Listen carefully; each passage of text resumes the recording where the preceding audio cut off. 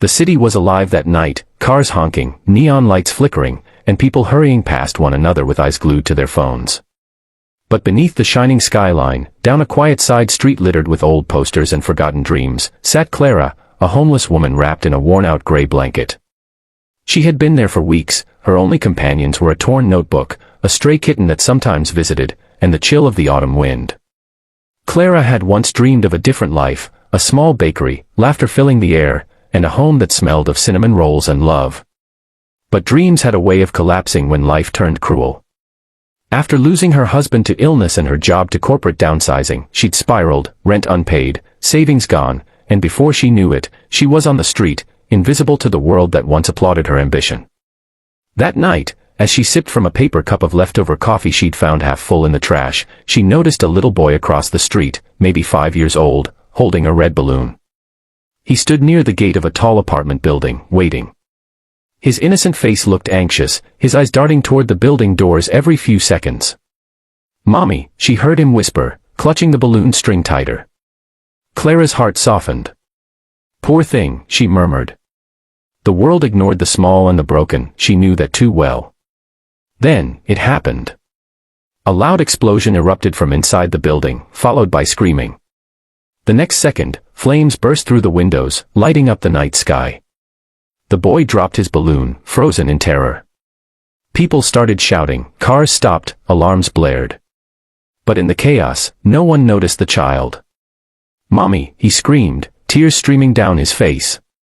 The fire was spreading fast, the heat already radiating toward the street. Clara jumped up instinctively. She didn't think.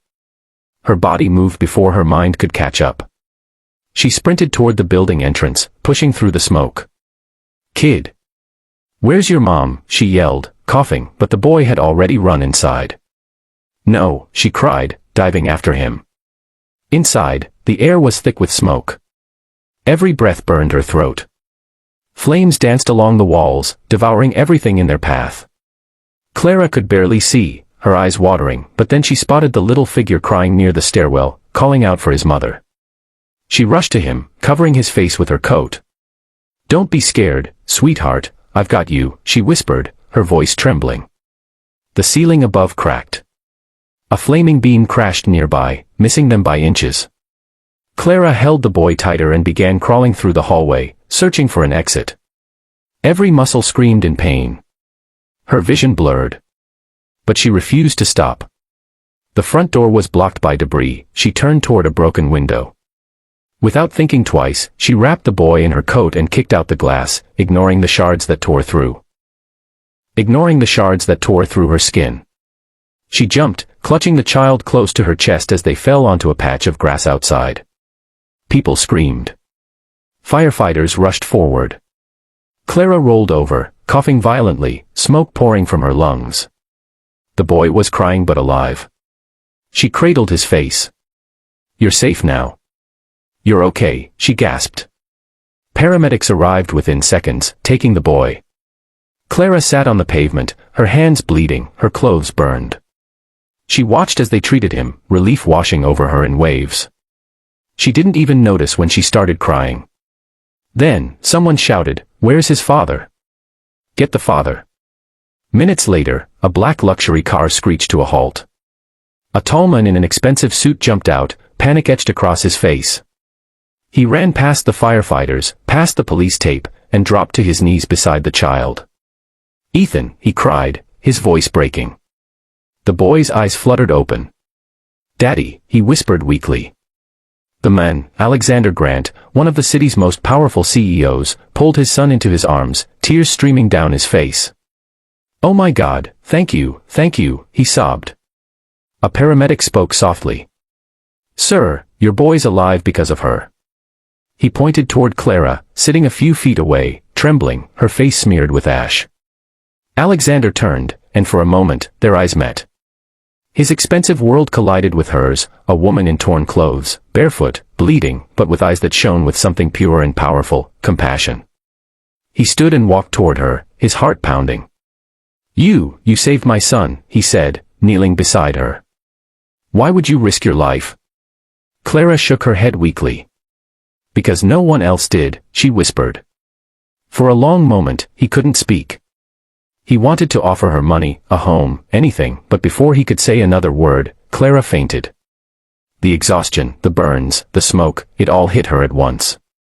The paramedics rushed to her side. "Get her to the hospital now," Alexander shouted, his CEO authority cracking into fear. But as they lifted her onto a stretcher, Clara's hand slipped from the blanket, revealing something, a worn photograph tucked in her sleeve. Alexander picked it up. It showed a younger Clara smiling beside a man and a small girl. On the back, in faded ink, were the words, "Always choose kindness, even when the world forgets you." Alexander's chest tightened. He whispered, "Who are you, Clara?" Hours later, in the sterile quiet of the hospital, Clara lay unconscious. Alexander sat outside her room, unable to leave. The doctors had told him she'd be okay, but he couldn't shake the image of her running through flames for his child, a stranger's child. His assistant arrived. "Sir, the media's already covering the story. They're calling her the Angel of Fire. Do you want to make a public statement?" Alexander stared at the glass wall separating him from Clara. "Not yet," he said quietly. "She deserves peace first." When Clara woke the next morning, she found herself in a soft hospital bed. For a moment, she panicked, unfamiliar ceiling, machines beeping. Then the door opened. Alexander stood there, holding a cup of coffee. "You're awake," he said softly. She blinked, confused. "Where am I?" "St. Mary's Hospital." "You saved my son's life last night," he said, his voice filled with gratitude. Clara looked down, embarrassed. "I just couldn't let him die." He smiled faintly. "I owe you everything." She shook her head. "No one owes me anything." But Alexander wasn't a man who let debts go unpaid. Something about her, her courage, her humility, stirred something deep in him, something he hadn't felt in years. That afternoon, when the reporters came, he spoke from the heart. "A homeless woman risked her life to save my son," he said before the cameras. "In a world obsessed with money and titles, she reminded us what truly matters, kindness." The video went viral. People everywhere wanted to know who the mysterious woman was. Donations started pouring in, people offering her help, homes, jobs. But when the hospital staff went to find her that evening, Clara was gone. Disappeared. No trace. All that remained was a small note left on her pillow. "I didn't do it for fame or reward. I just did what anyone should do. Tell your son to never stop believing in kindness." Alexander stared at the note for hours. He couldn't sleep. "Why did she leave?" he whispered. And for the first time in years, the Millionaire CEO felt something no fortune could buy, the ache of humility, and a burning need to find the woman who had changed his life forever. As he looked out his office window that night, rain tapping against the glass, he made a silent vow. "I'll find you, Clara. No matter how long it takes."